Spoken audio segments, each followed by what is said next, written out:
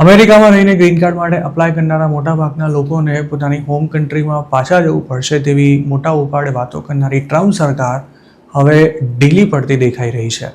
થોડા દિવસ પહેલા આ મામલે USCIS દ્વારા પહેલીવાર મેમો ઇસ્યુ કરવામાં આવ્યો ત્યારે એવી વાતો વહેતી કરવામાં આવી હતી કે હવે રેર કેસમાં જ લોકોને અમેરિકાની ધરતી પરથી એડજસ્ટમેન્ટ ઓફ સ્ટેટસ માટે મંજૂરી મળશે. જોકે આ મામલે જબરજસ્ત હોહા થઈ જતા સરકારે એવો ખુલાસો કર્યો હતો કે જે લોકો અમેરિકાની ઇકોનોમીમાં કોન્ટ્રીબ્યુટ કરે છે તેમને એડજસ્ટમેન્ટ ઓફ સ્ટેટસ માટે અપ્લાય કરવાની છૂટ મળશે. ત્યારે પણ સરકાર નમતું જોખવા માટે તૈયાર ન હોય તેમ દૂધનું દૂધ અને પાણીનું પાણી કરવાને બદલે ગોળ ગોળ વાતો કરતી રહી હતી. પછી DHSએ પણ એવો ખુલાસો કર્યો હતો કે ઘણા ખરા લોકોને અમેરિકા છોડવાની નોબત નહીં આવે, પણ ત્યારે આ મામલે કોઈ સ્પષ્ટ ફોડ પાડવામાં નહોતો આવ્યો. જોકે શરૂઆતમાં કડકાઈ બતાવી રહેલી સરકાર હવે કેમ ઢીલું મૂકવા તૈયાર થઈ છે તે અંગે વોશિંગ્ટન પોસ્ટના એક રિપોર્ટમાં મોટો ખુલાસો કરવામાં આવ્યો છે. વોશિંગ્ટન પોસ્ટે પોતાના રિપોર્ટમાં જણાવ્યું છે કે ટ્રમ્પ ગ્રીન કાર્ડ પર ફીસ વધારવા માંગતા જ હતા અને તેના ભાગરૂપે આ ગતકડું ઊભું કરવામાં આવ્યું હતું. જોકે ગ્રીન કાર્ડ માટે અપ્લાય કરનારા લોકોને જો ઘર ભેગા કરવામાં આવશે તો તેનાથી અમેરિકાને જ નુકસાન થશે તેવી અમેરિકાના બિઝનેસ લીડર્સે વોર્નિંગ આપવાની સાથે સાથે વ્હાઇટ હાઉસને એવું પણ જણાવ્યું હતું કે આવું કરવામાં ટેકનોલોજી અને આર્ટિફિશિયલ ઇન્ટેલિજન્સ ઇન્ડસ્ટ્રીને સૌથી વધુ નુકસાન સહન કરવું પડશે.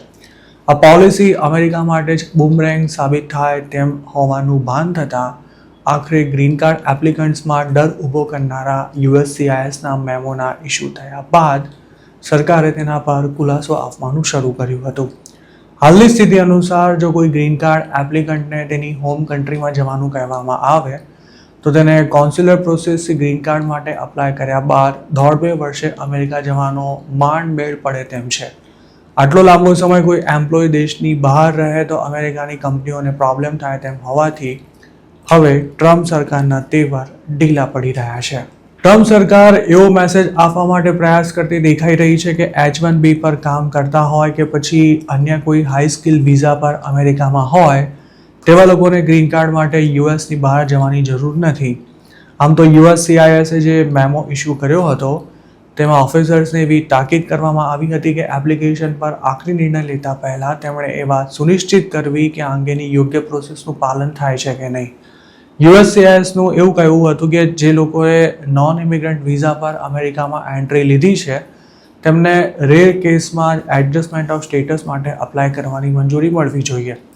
પોતાના ઓફિસર્સને તેણે આડકતરી રીતે એવી તાકીદ પણ કરી હતી કે આવા તમામ લોકોને કોન્સ્યુલર પ્રોસેસ દ્વારા ગ્રીન કાર્ડ માટે અપ્લાય કરવાનું કહી હોમ કન્ટ્રીમાં પાછા મોકલી દેવા. જોકે આ જ મેમોમાં એવું પણ જણાવાયું હતું કે જે લોકો અમેરિકાની ઇકોનોમીમાં આર્થિક પ્રદાન કરે છે તેમને આ પ્રોસેસમાંથી છૂટ મળી શકે છે. ટ્રમ્પ સરકાર પર હાલ જે બાબતને લઈને પ્રેશર કરવામાં આવી રહ્યું છે તેમાં ફાયદો થશે તો પણ હાઈ સ્કિલ ફોરેન વર્કર્સને જ થવાનો છે. મતલબ કે જે દેશીઓએ સ્ટુડન્ટ વિઝા કે પછી વિઝિટર વિઝા પર અમેરિકા પહોંચીને અથવા તો ઇલીગલ એન્ટ્રી કરીને ત્યાં US સિટીઝન સાથે મેરેજ કર્યા બાદ ગ્રીન કાર્ડ માટે અપ્લાય કર્યું છે તેમને એડજસ્ટમેન્ટ ઓફ સ્ટેટસ માટે ઇન્ડિયા પાછા આવવું પડી શકે છે. ટ્રમ્પ સરકારે ભલે આ બાબતે ગમે તેટલા ખુલાસા કર્યા હોય પણ હજુ સુધી તેણે બ્લેક એન્ડ વ્હાઇટમાં એવી કોઈ જ સ્પષ્ટતા નથી કરી કે ગ્રીન કાર્ડ માટે કોને અમેરિકા છોડવું પડશે અને કોને નહીં.